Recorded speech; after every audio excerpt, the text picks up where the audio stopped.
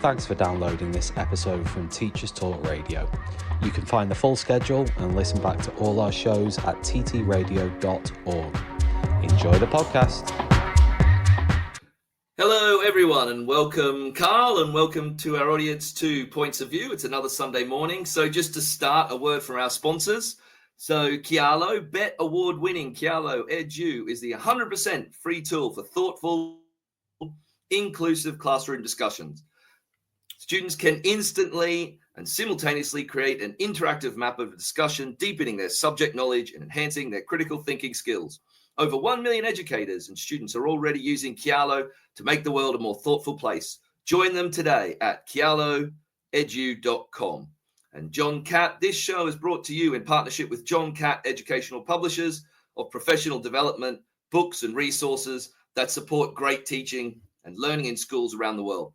Level up your professional development today and visit johncattbookshop.com to explore the full range of titles using the code JCTTR2425 for 20% off your order.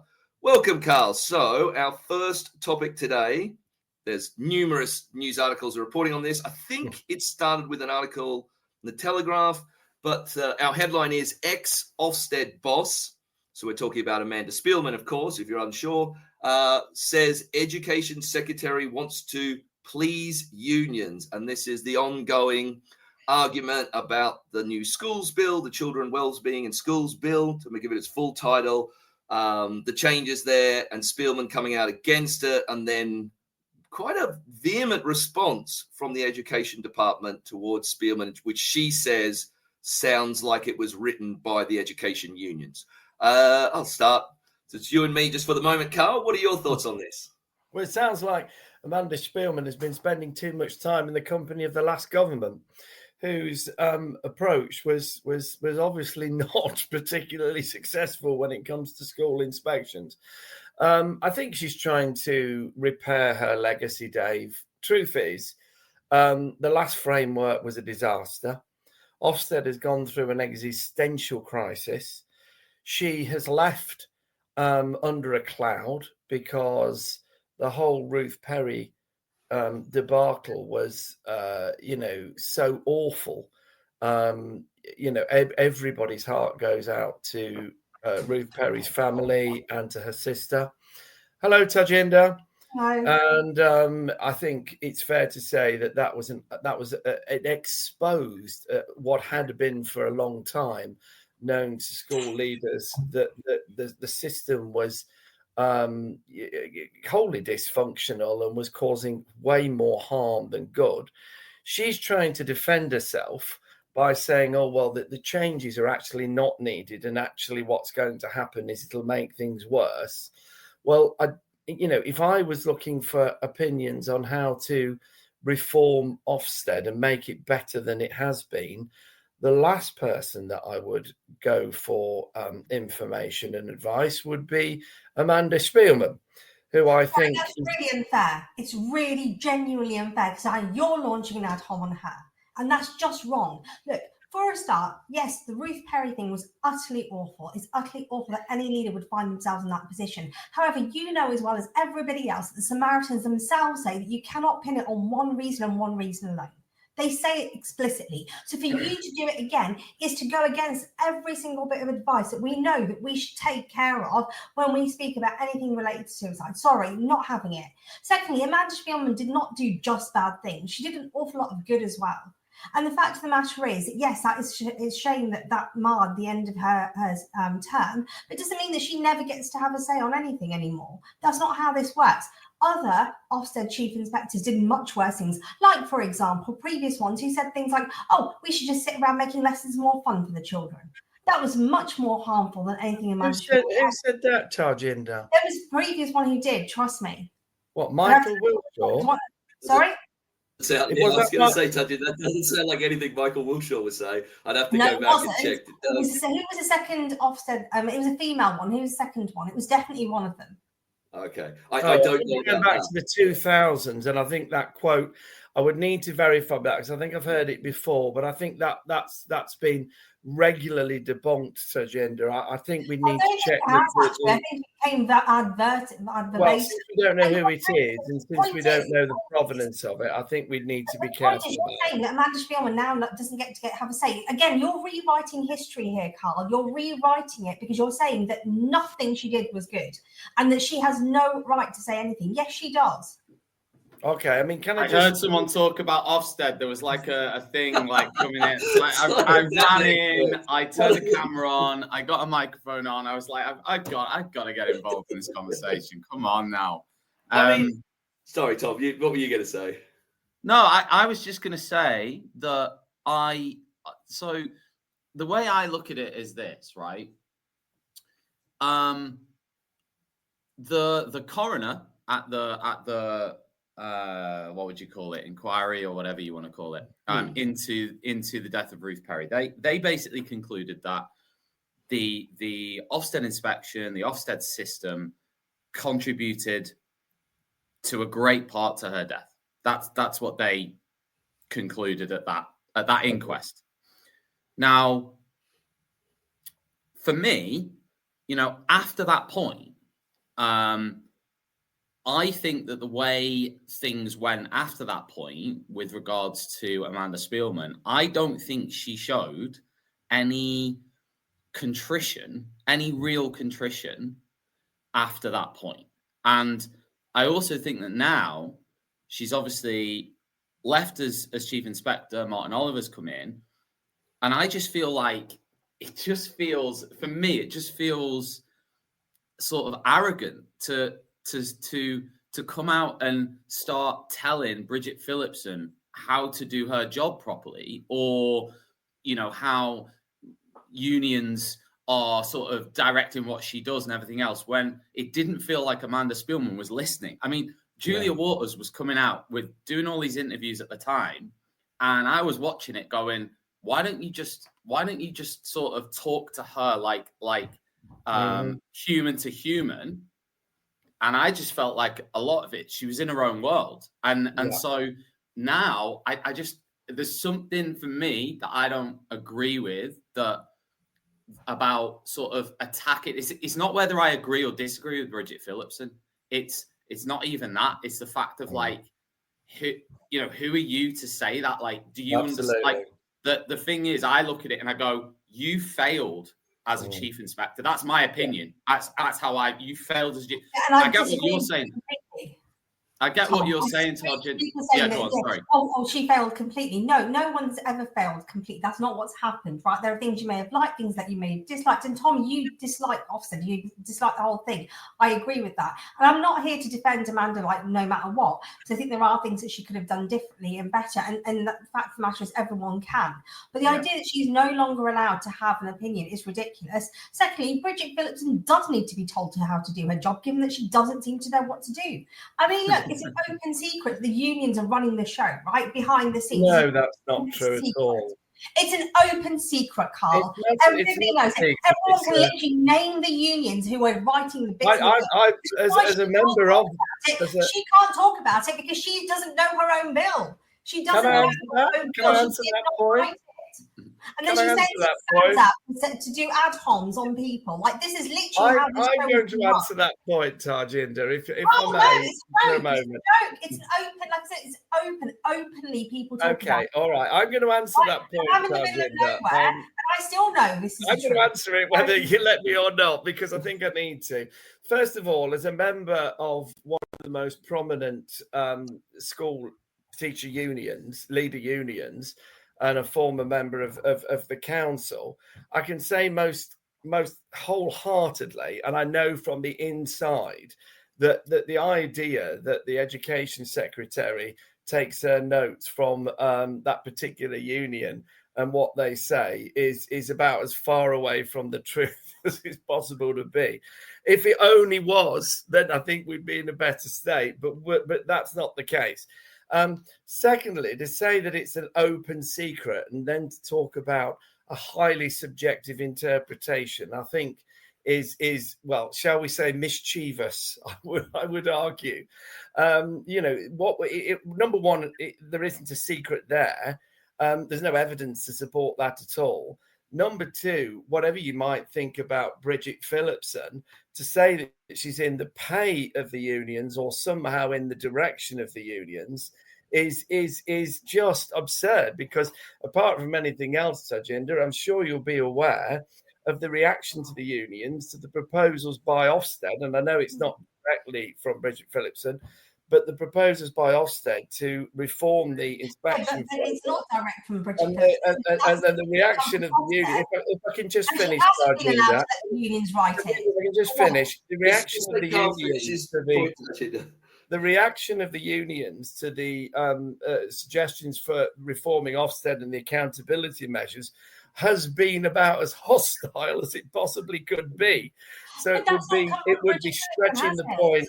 If I can just finish the final part, Tajinder, I'm very happy for you to then jump in. But I was just going to say, so the idea that an education secretary were trying to appease the teacher unions by doing something that they are diametrically opposed to, I think is would be something of a surprise both to the unions and to Bridget Phillipson. Right. Well, the fact of the matter is that Bridget Phillipson has not been involved in the Ofsted reforms themselves, not personally, not straight up, right? So therefore, she can't, for one, she can't hand it over to them. And secondly, actually, she may very well still not be happy with it precisely because the unions aren't happy with it. So she's still taking that route. She's still taking that line. Now, in terms of the actual proposed changes to Ofsted, well, I mean, what do you hope for here? I mean, it's got to come from somewhere. And if it comes from the DFE, it's just going to be a mess anyway. Makes no difference. Sorry, I was just going to get back to Tom's point. I think it's interesting because Spielman hasn't actually made, if you look at the detail of it, she hasn't really made a comment on Ofsted. She's talking about the curriculum, well, really the changes to the multi-academy trusts. That's her big thing. Yeah.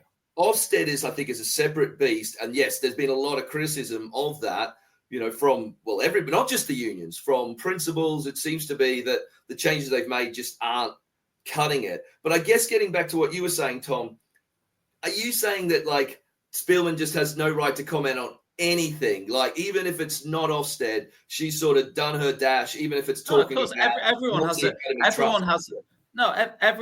a right to comment on everything. Anybody, come on, free speech. Anyone can comment on anything. No one should be saying you're not allowed to speak because of XYZ. You've got to literally be silent.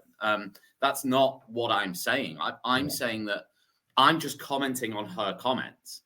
I'm just saying that I disagree personally. So if it for me, it was on her watch what happened.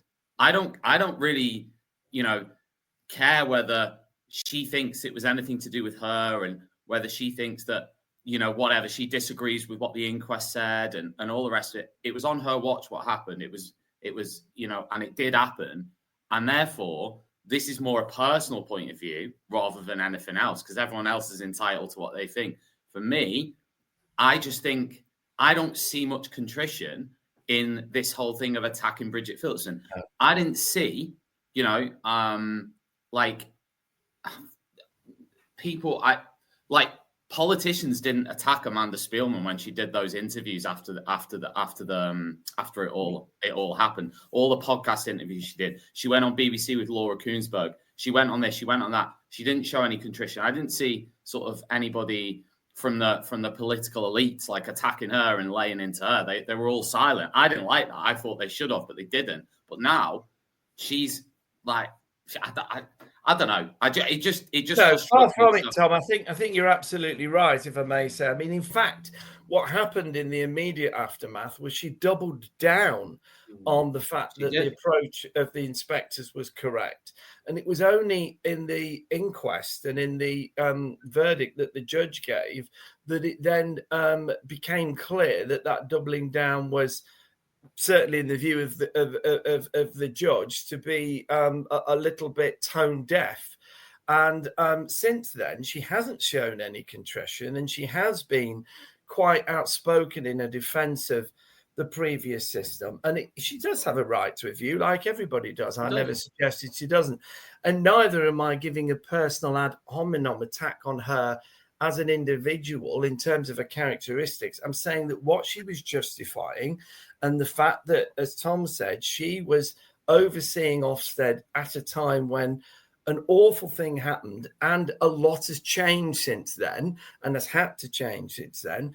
She needs to be, I would argue, a little bit more humble, a little bit more accepting that things were done badly, a little bit more accepting that the situation that we now have should be done in a different way.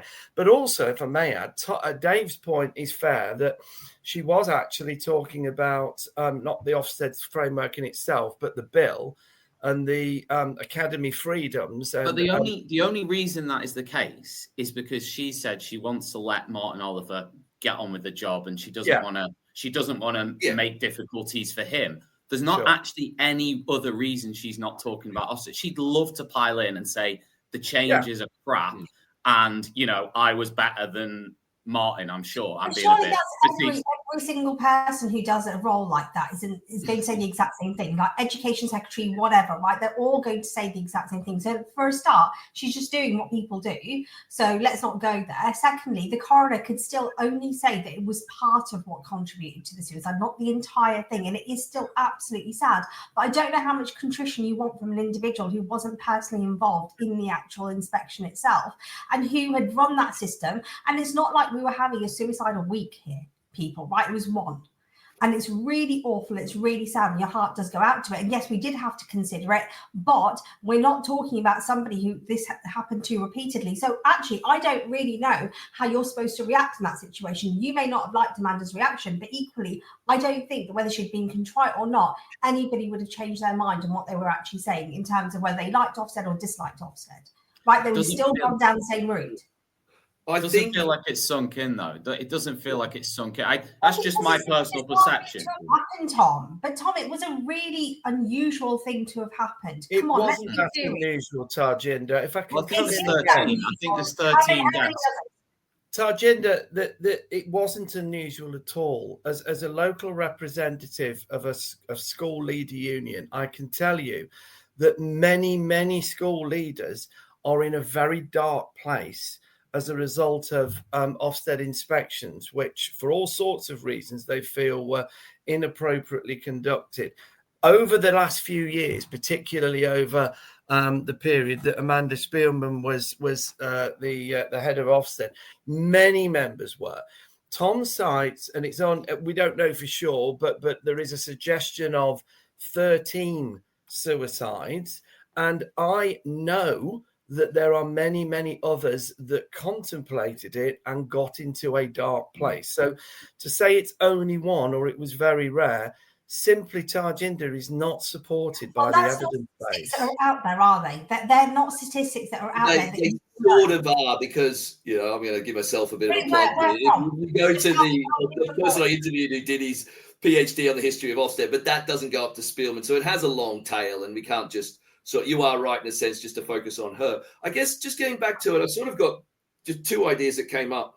One is, again, it's a really hard thing because she's talking about multi-academy trust. So is, her expertise there, is it warranted? Like what happened before? How much should it be sort of held against her? Like what's her public voice? The second one is, I do have problems. I guess I'm sort of agreeing with Tarjinder here. I had problems with the briefing against her by the education department. I thought that was too extreme, but I find that I just don't like that type of sort of language in the public debate anyway. But I do also I'm going to hedge my bets here, sort of agree with Carl. It's an easy thing for Spielman to go, oh, well, that's just union talk. I thought both sides, that's weak. Like, one, I didn't like what the education, the briefing against her, or she should spend more time thinking about her failures. But two, it's so easy. Just go, oh, well, that's what the unions would say. She's talking to the unions. That's a union language. I'm like, come on. The point is, the DFE is the government arm, right? At the end of the day, they need to stop whoever this 12-year-old is that they're getting to send out like messages like that, because it's not the first time it's happened. There's multiple times. The teenager is they've hired to write their messages needs to stop. right? Go get a proper grown-up, get somebody who's lived for like, I don't know, 20, 30 years and get them to write it, because clearly they've got someone wrong, like someone. Well, I agree. I agreed with them. Yeah, and I I agree think on that. the response was wholly reasonable. Yeah. I don't know how old they were. It's too easy for Spielman, getting back to our sort of original question, just to go, oh, well, they would say that because they spend too much time with the unions. I also think fair enough. That's lazy. I'm not going to like disagree. Like I agree, it's an easy line to take, and I'm not going to say that it's not, but equally she's entitled to it. And if it's true, then it's true. The other thing that may I add though is there's the presumption there is that that's a bad thing. That actually listening to the people that work in the profession is a bad thing. That they should be treated as the enemy is the implication of what you're saying. No, I think there's been way too much of that for way too long. While nobody wants any one professional body on its own to make education policy, talking to the people who work in the profession, talking to the people with the experience and, dare I say, expertise in the profession is, I would say, an entirely reasonable thing to do. Yeah, just in the same way, if I can just finish again, Tajinder, if I may, in an entirely reasonable way that you would, for example, if you were reforming the health service, talk to the medical associations, the BMI, for example. These people know and understand the practice that they're working in. And while you don't have to accept everything they say, it would be a great shame if, as has happened over the last 15 years, you ignored or even positively went in the opposite direction to what they say. And the result of that is that you get lots of people that leave the profession. And that's not good for young people. That's not good for the country. But okay, but the fact of the matter is that it's not like people have been completely ignored. I don't believe that the profession has been completely ignored before. I don't agree with that. I think there were sections of it that may have had more say than others, but I don't think there was just nothing there at all. Secondly, it would involve the actual unions actually representing their members and talking on behalf of them, and not just talking on behalf of their own political views. And I say that about, like, well, I can think of particular unions that like do take a political line that doesn't even match what their own members think, right? So the point is, are they actually telling the truth on that? First of all, they're democratic organisations, Tajinder. The leaders of them are elected by the members. They can remove them. That's how democracy works. They're not democracy in a union is not the same thing. Come on, you know, most members are just too tired, got too much on their plate to ever even vote and elect whoever it is. Well, I mean, that's like, how many people actually voted for him? The other thing is, if Bridget Phillipson I mean, I don't. If I can just address that point before we go. No, hang on, Carl. Let Tajinder finish her point. If she really wants to, it was just a different point, Tom. That was all. Yeah, no, it is a different point. I apologise. Look. If she wants to do that, she can visit schools. She can visit like the highest progress schools that there are. She has not done so. She's not interested. She doesn't want to know what the reality is on the ground, not for herself. She wants to respond to that? Sorry? Can I respond to that now? Yeah, she's been to dozens and dozens of schools. It's just simply not true that she hasn't visited schools. She has been to many, many schools. I think I would be right in saying hardly a week goes by without her visiting at least one, if not several schools. So let's just correct the record on that. She has been to lots of schools.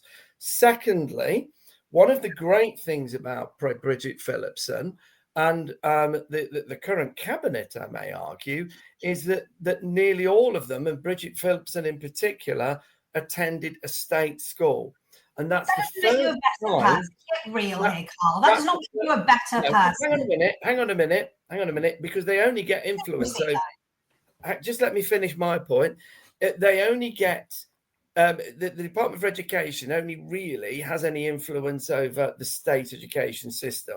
So up until this point, the majority of Secretary of States of Education have not only never experienced the state education system themselves, or very intermittently at best, but secondly, they don't send their children to it either. So they literally have had ultimate power over a system that they have no vested interest in and no experience of. Now, I welcome the fact that we have an education secretary now who is neither of those things, who uses the system, who was a direct recipient of the system, and therefore has at her heart a direct reason for wanting the system to flourish. And I think that alone is a reason why it's a big difference. Carl, your little love fest for Bridget Phillipson needs to end on this basis, right? The only reason she's doing the job is so she can go on and be Labour leader. I think that's too harsh, Bridget. It's not too harsh at all. Like, it's just like, come on, like, you can write this love letter in private. Like, no, sorry, I'm not having this kind of like, fangirling her. Like, she's so amazing. She went to a state school. Like, so what if you went to a state school? There are plenty of people who went to state schools and done pretty bad things, and it doesn't mean that she's going to be any better. Look, she's just going to run the education system down. Then we're going to have to go back to arguing over how to bring it back up again, because she has no clue what she's doing. Sorry to jump in, but I do need to go to another ad read, but I do want to comment on Carl. The secretary, like our favourite educational secretary, Gavin Williamson, he went to a state school, he went to a sixth form college. He's one of the only few to go to a state, like at that stage, I think, of the Tories. So, I always look at him and think, on paper, that guy should have been, based on your criteria, an amazing secretary. And I would argue he was not. So I do have slight problems. I don't know about this line about, I don't know if Phillipson wants to be Prime Minister, Tajin. How can any of us know that, really? Everyone knows it. Everyone knows, apart from the other three people in the room. I just don't know. Okay, next ad read before we maybe we'll move on to something else. Maybe we'll continue on this. So BET award-winning Kialo Edu is the 100% free tool for thoughtful, inclusive classroom discussion. Students can instantly and simultaneously create an interactive map of a discussion, enhancing their critical thinking skills. Over 1 million educators and students are already using Kialo to make the world a more thoughtful place. Join them today at kialoedu.com. And, of course, John Catt. The show is brought to you in partnership with John Catt Educational Publishers of professional development books and resources that support great teaching and learning in schools around the world. Level up your professional development today and visit johncattbookshop.com to explore the full range of titles. Use the code JCTTR. It's on your screen now for 20% off your order. So, I mean, the next, which is sort of related, I guess, in a sense, the next topic we were thinking about looking at is this week, the first 14 of the proposed changes to the curriculum have come out. These are all, obviously ideas that may come out. The one, I'm sort of scanning through them right now, the one that interested me the most, but we can work through any that might interest you guys, is the one about the volume of exams under the spotlight. So another theme response is a volume assessment undertaken by students at Key Stage 4. Students sit between 24 and 31 hours of exams, which there's only one place in the world that is comparable, and that's Singapore. And previous reforms are talking about previous reforms reduced the use of coursework and had more exams. Now they're thinking about going the other way, not going to reduce GCSEs, but the amount of exams. I'll just put it out there. I think that's not a bad thing. I think it's a weird English obsession that knowledge exams equal excellence, that some sort of recall off the top of your head proves you're somewhat smarter than others. I think you could reduce the amount of exams without dumbing down. And I just don't like how this has been presented, which is immediately less exams means we're dumbing down the curriculum. So your take on it? Who wants to start? Happy to start. Go on. Okay, so I agree with you, first of all, Dave. I think it was always the plan of this current government to kick the curriculum can a little bit down the road, to give them a few months to get their feet under the table and figure out what's what. And then I don't think there was any stomach for a big curriculum review. And I don't think there's any stomach in the profession for a big change in the curriculum. I don't think there's any particular great movement for major change in the curriculum. But what I think the report has highlighted, and what I think has gone down pretty well with most people in the profession, is the fact that there are in some subjects at GCSE that are very content heavy. And what that means is that you end up with a greater volume of content than it's feasible for most teachers to get through while securing mastery of the content. So as a history teacher, I can say that I hardly meet a history teacher elsewhere in the country who wouldn't say that the current GCSE curriculum is way too packed with content. And what it does is it has a counter-productive effect. So I say a student that might actually do okay in history and flourish in history is immediately put off and then becomes disengaged because they're having to go through a superficial level and a high rate of knots, a huge amount of content, which almost means that right up to the day of the exam, they're learning new content. And that works if you're a very, very able, highly motivated student. But for the probably 80% of students, that's not really the best way to engage and learn a subject. So I think that particular, so the press, the media talked about the actual volume of exams and the number of hours, and that is a relevant factor. But I think it's also the volume of the content and in a number of subjects, and the fact that sometimes you can end up teaching too much and therefore not doing it particularly well.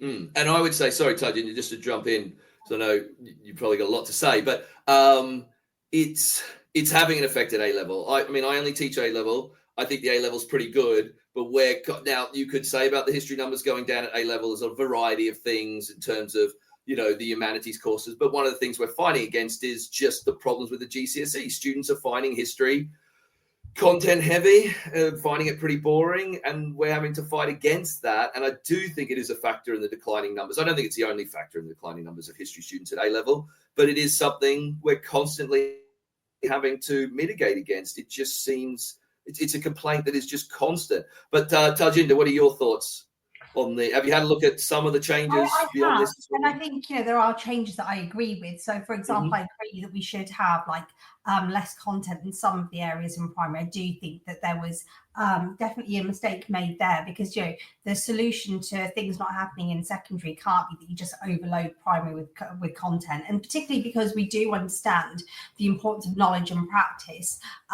We've got to give those children a chance to actually practice what they're learning. Okay, like in maths, for example, it's really difficult to give them. I think to give them the practice they need. I think there's definitely flexibilities there. There's also things that we could definitely do in terms of the transition between Key Stage 1 and Key Stage 3. Key Stage 2, never mind Key Stage 3. The leap from year 1 to year 2 is ridiculous. From writing sentences, you've got to go to writing text, whole text. I mean, that just makes no sense to me. There's no paragraph level. So hopefully there'll be some sensible suggestions there. In terms of the exams, personally, I don't teach. I've never taught GCSEs and A level, so I don't know the impact of that. But my instinct is a little bit that because there's a tendency for Labour governments and those people who support them to dumb down standards, to reduce standards, I would worry. Yes, there is, Carl. Absolutely. That's why every we're not going to disagree on this. There's absolutely no evidence to support that. But anyway, carry on. It's just not true. Because there is that tendency to want to dumb things down and to want to reduce standards so we can make everybody equitable, as though you can make everybody equitable by those means. It just doesn't happen, right? So I would be skeptical of this, but I don't think that the actual issue here is this interim review, because I think they've still been relatively sensible. What's worrying me is what they're actually going to put in the curriculum. And what is the content actually be? What's it? Because I don't think they're going to hold back from politicizing it full on. Well, I would say every government politicizes the curriculum to some extent. Everything is a political view. The EBAC, whether you argue for it or against it, is an idea that favors certain content. I mean, actually being forced to teach things like critical race theory. This is my concern, right? Well, I'm not aware anybody would be forced to teach that. Yeah, I'm less skeptical of you. I think what happens is, this is my point of view, is that this is blue sky thinking. Anybody, any group out there has been asked to put forward their ideas. And what the media does is they latch on to the craziest, most outlandish ideas. We're going to have Stormzy and you're not going to learn Shakespeare. And the media grab onto it. Now, you're right to be worried, but I think this actually looking at it, is like a lot of good stuff saying, no, we're not going to do that. Yeah. This isn't what's going to happen. And I think we have to be careful of you could put forward any view. Of course, the media is going to grab onto the maddest, most controversial views because that's what sells. The maddest view should not come from the person who's chairing it in the first place. Calling setting, for example, symbolic violence is a joke. Okay, it's a joke. Why did those words even come out of her mouth? And Sorry, if they came out of her mouth, why is Can she? you say that again because I didn't catch it. She called setting of any type symbolic violence. She literally has written that. When did she say that? In the report? No. She's written previously. She has done previously. Yeah. I think we need to know one the thing you'll context find, Carl, is that we do set, for most phonics schemes, we do set. It is not symbolic violence. That's a joke. That is a joke. No, I think you need to know the context of that. I don't know the context in which that was said, and plucking a statement out like that and throwing it to besmirch what is a widely respected person in education research on both sides of the house is I think a bit much. I think we need to be much fairer than that. She hasn't. Well, you say she said that, but I don't know the context in which she said it, or in fact, if she said it, because you've not cited any source or time. I would urge our listeners to disregard that remark. No, they can't disregard it because it's the truth. You can't just make comments about what people may or may not say. Carl, you're not doing that. You're not sorry, you can't just go that we can't have that. It's widely been cited in various newspapers, various sources. That by who? Being there in the first place. Why has it been cited by who? What by sources? Because that was part of the sources. What do you mean? If you want me to put an article in, I can put an article in. But right now, that's not what we're doing. We're talking in general. I do actually, because you're making the comments, but then have no sources to back them up, Tajinder, and that's not. That's just not true. Fine. I'll put Bridget. I'll put her in. Just by saying something isn't true doesn't make it not true. You've got to have evidence. Logical argument means you've got to have evidence, and you've got no evidence. It's like the comment that you made about it's well known that Labour governments dumb down. There is no evidence of that whatsoever. You give me one shred of evidence from anything that's the case. There's no evidence of that whatsoever. That's an outrageously political statement to make. I'm literally send you the paper where Becky Francis and her team wrote that it was symbolic violence. And this is from somebody who actually, so the symbolic violence of setting, a Bourdieuian analysis and mixed methods. Who is this somebody? Right. So that is literally, and she is on there. There we go. This comes from their source. I'm going to jump in here and say, I'm going to say, obviously we can't disregard something that Tajinder said, but there you go. Literally, you can click on that and you can see that it literally calls it symbolic violence. It's a joke. Yes, because you cannot say that teachers who were doing this. So we're talking about people being out of touch. That's so out of touch. Now, I'm not saying that her work at the EEF was bad. I'm not disagreeing with that whatsoever. What I am saying is that she clearly holds views that are concerning. And the question is, are those views going to then become content in the curriculum? And you say no. She holds views to gender. Everybody holds views. Dave said that exactly the same. It doesn't have any views. I mean, she's paid to have views, but the views are based on research and the views are based on a careful consideration of the arguments for and against. They're not just wildly asserted plucked out of the air. I sort of go in between. I do see weirdness. So, what symbolic violence of setting? Are you joking, right? How can you say that you're in touch with reality and say? Sorry, Dave. Dave, you were going to say. Wasn't that comment Tajinder made quite a long time ago? And I do think, all of us have made comments that maybe we've moved on from. I do think that I know the publication you're talking about because I do think. It's there. There's no doubt about it. It is true, Carl, that there's things in that I would disagree with as well. I'm not going to say what they are because I can't remember the quotes off the top of my head. But I do think the newspapers have slightly cherry-picked it. It's from an article that's, nearly 15, almost 20 years ago now? Sorry, a book, isn't it? And I do I've seen no evidence that has actually affected any of this in the proposed curriculum changes. I'm not disputing what you're saying because it's the fact, but I just haven't seen any evidence yet to say something that was written by her that I would disagree with as well. I don't have a disagree with you in that sense. That was written quite a long time ago should be used against her to say you're not qualified to do this. If I could see evidence that was having a role in the curriculum changes, I would agree with you. But that's where I disagree. No, that's fair enough. And I do think that's a fair enough comment. But right now, I'm not going to sit here and I'm more than happy to go, yes, what they've done so far seems really sensible. But I do still think the proof is in the pudding. And I'm not going to be happy until I see what the actual reality is of what they're going to ask us. Until then, I'm not going to be there like going, oh, yeah, this is the most amazing thing. It's like, no, good. Like what you've done so far seems like a sensible course of action. It seems like a sensible course of action. But let's actually look at what you're actually going to ask us to do. Because there are things and there are issues still that need to be raised in terms of even what the previous Conservative government did. That like there's plenty of things that could be critiqued and should be critiqued. Like, for example, I know a parent who was taking like an actual, like, who's actually going through a judicial or wants a judicial review of some of the RSE curriculum. And I think fair enough, actually, because I think too much was pushed through without parents, without proper consultation of teachers and parents. I think and too many external agencies were involved, which didn't actually involve like you're talking about experts, Carl. Well, I don't think enough experts from the actual system itself and the key stakeholders were involved. So fine, fair enough. There are things that could change and that need to change. And I'm not saying the Conservatives were great on that because I don't think they were. I think they allowed too many external people in as well. As in anybody could pretty much go and lobby the DFE as much as like a teacher or a leader could. And that's not correct. I'm sorry, third party commercial interests should not have the same standing as we do, right? It just shouldn't be the case. Can we move on to some of the content of the report, Dave? Because I think there are some interesting points that we need to address rather than spending all our time talking about, potential, sort of issues with the individual that's written it. The EBAC comments, I think, are worthy of some thought. And I'm interested in your view as a post-16 teacher on this one.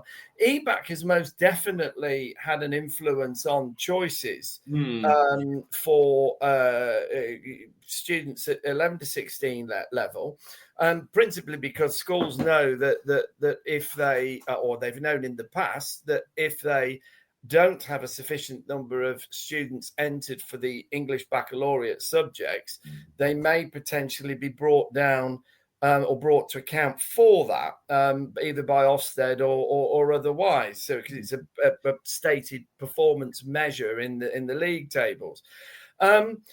A lot of criticism is levelled against that, and certainly all the unions, sorry to mention the unions, Tarjinder, but all the unions have said that they don't feel that the EBAC targets as they're currently constituted are at all appropriate for the majority of schools and young people. What's your thought on that? It's a difficult one. I mean, I think obviously, friends of mine who are in the RE curriculum field are very happy with the report because it says, it gives a bigger place to RE. It does talk about potentially moving towards a national curriculum for RE, which some of you might know is wrought with difficulty, to put it mildly. I do have some issues. I always thought the EBAC was an attempt to IBIs, is that the right word, the GCSE, without actually going to an IB and trying to come up with a sort of a halfway house that was good for some subjects. But my understanding as well with the EBAC is foreign languages are supposed to be part of it, isn't it? Like the MFL. And there's no evidence that has worked. I mean, MFL is dying for a variety of reasons. And I got to say, I was hopeful of the EBAC. To me, it sounded like something that should work. I was broadly in favor. But I've seen no evidence of the impact on A-level. It certainly isn't happening, helping numbers at MFL. What was the target for how many students were going to do modern foreign languages? I mean, we haven't even got close. I guess that's one thing I'm a bit disappointed in the report. It says nothing about that, but that's a personal view. I would have liked to see a bit more about modern foreign languages. Yeah, I think what it's saying is, in practice, they're acknowledging that the EBAC hasn't worked in the way that it was designed to work. It's deeply unpopular Yes. in the profession. Yep. What tends to happen is a lot of schools with modern foreign languages end up saying, look, you've got to study a language, when for some students that's definitely not what they want to do, and that results in them disengaging completely, and then that results in other problems, potentially even behavior problems in schools. So a lot of schools have found that history and geography, that part of the EBAC, that's been pretty much okay, but the languages part has been much more problematic. I think the reason behind that is not anything really intrinsic about languages, although there is a long-standing cultural ill disposition towards learning languages in the UK for all sorts of reasons, which are not good for our economy. But I think the issue is that there is lots and lots of research that backs up the point over many years that languages are statistically the most difficult of all GCSEs, and consequently they just need to be made a bit more accessible. And that was acknowledged. That was acknowledged by Ofqual 2 or 3 years ago, but because of other factors to do with the pandemic and adjustments to the way that exams were assessed during that period, there were meant to be some adjustments to the MFL marking, but it's been a bit of a peripheral thing. It's not had quite. It's also the quality of teaching, but you could say that if we can't recruit, we're back to that sort of elephant in the room. If you can't recruit the right amount of teachers who are experts in their subject area, all of this is, it's great sort of dreams, but that's the other big concern. The other thing, Tajinder, is what are your feelings on SAT staying? Are you broadly agreement? I think that's more sort of in your expertise. I noticed they said definitely not going. Absolutely, SATs are here to stay. Basically, get used to it. That seems to be very, very clear. You happy? Unhappy? I think there needs to be some accountability measure. The thing that makes me unhappy at the moment, though, is because I think they broadly just said that what's already there is already going to stay, and I don't have a problem with that. I don't have a problem from the screening check or the multiplication check. I think they're spaced out enough. My beef actually is more that they said they were going to get rid of Key Stage 1 SATs, and yet they still keep publishing it. Stop doing it then. Right, stop doing it. Stop insisting. Because if you said to the sector that we are not going to do this test anymore, then we don't do the test anymore, right? What you don't do is keep publishing it and basically making people do it anyway, right? Like, to me, that's not good enough. If you want to have tests or certain accountability measures, that doesn't bother me whatsoever. And I don't think that children should be allowed to leave primary school without us knowing what they achieved throughout that time, right? I do think, however, there are some key issues with the reading SATs in particular, because given everything that we know about the knowledge base, about the importance of vocabulary, etc., the fact that the STA is still setting a test based on some sort of generic notion of what children have learned and not learned is a joke. I think it needs to go back to, this is the content of the curriculum. Let's use that as the basis of whatever it is that you're going to ask the children to do. If we won't set text, fine, don't set text. That would be my ideal, set text, right? At least have some that the children can then so then they can answer questions based on it. So at least it's got something to do with you as a teacher. Because right now you're asking schools to be responsible for children reading both in school and out of school, and I don't think that that's fair. And sorry, Carl, I'm just going to jump onto this one because I feel very strongly about this in a negative way. So I sort of think, I was looking through it and I was thinking, actually, there's a lot I agree with. The bit that really goes against my philosophy of education is point 6, knowledge-rich commitment, but curriculum must keep pace. Polling suggests young people want a greater focus on applied knowledge and skills that will equip them for later life and work. Those are the sort of words that just fill me with absolute dread. I just am so much against it. What is wrong with learning history or learning English or learning French for knowledge's sake? Because it sets you up well. It's something worthwhile in itself. They say they want to there's too much in the curriculum, but we want to add. I mean, society is rapidly changing, bringing new opportunities. So we should consider whether there's sufficient coverage of skills and how we can embed these in history. Oh, not history, sorry. I teach history. Embed these in the already the subjects. And I just cannot stand that. I absolutely, and I think it sort of almost comes back to what Tajinder said. What are these skills? What do they mean? The knowledge, the 21st century skills. What What are we meant to be doing here? And I absolutely hate it. It defies everything I think is good about education in terms of what it's. The reason why, Dave, the reason why that's in there is because currently about a third of young people in 11th to 16th education end up effectively failing their subjects. So when you get to about 13 or 14 as a young person, there is a point at which they then start to decide what they want to learn and what they don't. And you can put them in a room, you can take the horse to water, as it were, but you certainly can't make it drink. And it doesn't matter how brilliant a teacher you are or what wonderful things you do, you will not be able to force some young people to learn things that they regard now as being utterly irrelevant to their current lives. Now, that's not to say there aren't a proportion who don't think like that. There are. And I would say that if you were to take it on a national level, and this is a very, very sort of vague sort of statement in a way, but I think about approximately 40%, maybe 50% of young people are, quite engaged or more than quite engaged in their academic studies at the age of 14 and 15. Probably another 20 to 30% are engaged up to a degree. But then there are clearly another 30% who are very disengaged. And I'm old enough to have worked in the sector at a time when there were vocational options for young people, for those who particularly preferred to study things that were more practical and hands-on for them. And it did work. And the country desperately needs it, Dave, because there is a skill shortage in this country. And if the economy is going to prosper and thrive, it's got to have skilled people.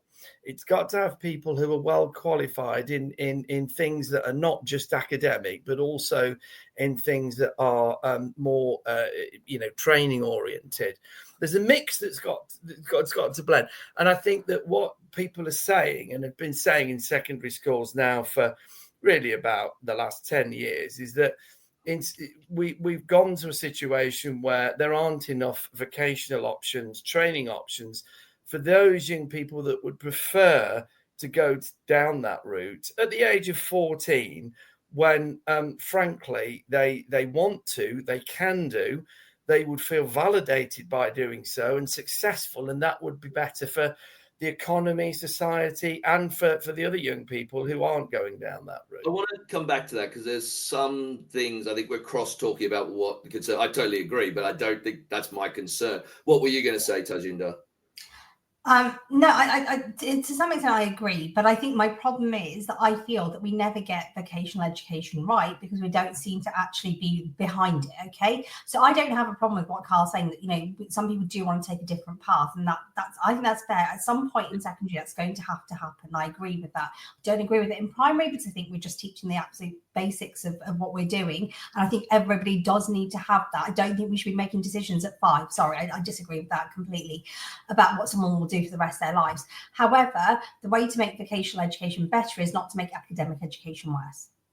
Right. Yes. So this is my beef is only this, that it seems to be the answer to making vocational or the answer to these children seems to be, let's dumb down the exams for the children who are academic, or let's reduce content, or let's make it more recent and up to date. I mean, you can't badge your way through a situation, right? Like say something like history, for example. Necessarily, we don't teach recent history much or as much because it takes time for us to know what really was relevant, what really did have an impact. Do you see what I mean? In the immediacy, you can argue, this particular thing should have been on there. So, like my go-to is the Colston statue, right? Like, the number of people that came out with it after his statue was toppled. We should have had it on the curriculum all along. It's like, well, no, because for a start, most of us don't live in Bristol. It wasn't relevant to the vast majority of us. Yes, it was a news story, it happened, but actually, I would still say that it wasn't something that we should put on the history curriculum because it's not relevant enough. No, about this, right, on various things and say, well, this needs to come up, this needs to be put on this,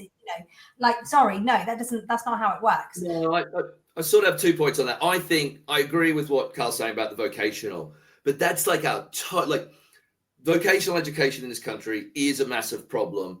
It needs a complete reworking in terms of value, in terms of the system. But it's a difficult one, coming from Australia where vocational education is extremely valued. But Australia is a production place. You can get jobs in the mines and in the mills. Like, you know, it's a place that produces an incredible amount, and there's loads more opportunities. And it's very hard to sort of be, what would you say, elitist about vocational education in a place like Australia, where likely they're going to earn more money than I could ever dream of. But you would need a massive reform. And also, I do think, where are the apprenticeships in England? You know, we're a service-based economy. I always hear this stuff, but I'm like, but we're not like Germany and we're not like Australia. So it makes it incredibly difficult. But what I'm talking about, Carl, is more what Tajinder's saying. What I worry is this, like, oh, when you do history, somehow, you know, you'll have to include aspects of citizenship in the modern world. And we should have, you know, I don't know, a lesson on how you should, financial aspects, all the things. Oh, kids aren't getting this. I just worry more and more that we're being outserviced to do things that usually would have been the purvey of parents. And we can get into a societal thing on that. But I'm like, you lose and you dilute the beauty of history. And I'm so against this idea that, oh, the reason students aren't coming to school, the reason they don't like it is because it's not relevant to their lives. There's a beauty in the subject. Yeah, no, I'm with you, Dave, on that. I think that will be a hopelessly simplistic view, and I don't think there'd be any serious suggestion that will be correct, frankly. But what I do think is you know, you've got a good point. Obviously, yes, the subject in itself should be liked and you know, studied for its own right and its own benefits. And we focused on history because obviously history happens to be a subject that both of us teach, but in practice, you know, there are lots and lots of other subjects with similar debates about that. And I don't think we're disagreeing necessarily. I think we need to be a little bit careful in that some of the statements that are made in a very broad way, and you can take them to their exaggerated point. You can take the logic further and say, well, that means, you know, it's all got to be relevant and so on. I don't think that's what the report's saying. I think they're just making some more balanced, nuanced points, may I argue, about where you know, the curriculum is relevant to certain young people in certain contexts. And I think that's a bit more of a nuance, mate. And I wouldn't suggest for a moment, Tajinder, that anybody should be choosing what curriculum they follow at the age of 5. I think about 14 is generally the age when it starts to become more likely that young people have, well, they do. They start to decide what they don't like before they start to decide what they do. And I think at that point, it serves nobody's interests to just continually bash away at something that is increasingly, you know, not something they want to do or feel any relevance to doing. So it's just about getting the balance right. And throughout my career, there has been this topic. It's gone to and from. But it's just getting the balance right. And we are a service economy, Dave, but don't forget that a lot of those services require people who are skilled in a number of areas that aren't manufacturing, but they are nevertheless needing skills that go beyond the purely academic curriculum. So I think, you know, whether it's in health and social care, for example, or public services, or in computing, a number of different areas. So, you know, what we mustn't do is stereotype too much what is academic and what is vocational, because to a degree that can become part of the problem in its own right, I think. So we're almost out of time. So sort of final thoughts. Mine is, I think we do need to move away from this idea. I do agree, Tajinder. I don't think that opportunities for all means providing an easier exam, but I do think we need to move away from the idea that less content and less exams is dumbing down. I think it can be done in a way that's better. I've seen it done in other countries. That doesn't mean dumbing down. That's my final comment. Tajinder? Well, like I said, proof of the pudding. Carl? I agree, Dave, and I think the proof of the pudding is already there. As you said, internationally that's the case. And internationally that's the case, and therefore I think we should follow the pudding. Okay, great to end on a bit of debate as well. Fantastic. Thanks so much for being with us today, and catch everything on TTR over the next week or so. Thanks so much, everybody. Thank you. You've been listening to Teachers Talk Radio. Tune in live and listen back at ttradio.org. We look forward to hearing from you next time on Teachers Talk Radio.